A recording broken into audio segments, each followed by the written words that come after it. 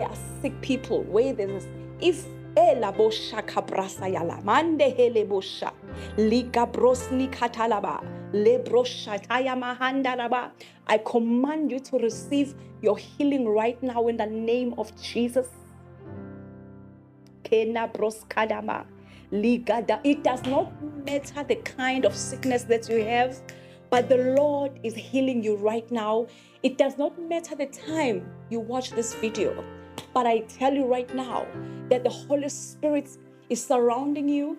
Any spirit that is not of God hovering around your bed, hovering around your home, I command it out in the name of Jesus. You are receiving your healing right now in the name of Jesus. From the crown of your head to the sole of your feet, receive your healing in the name of Jesus. The Bible says no weapon that is formed against your life shall prosper.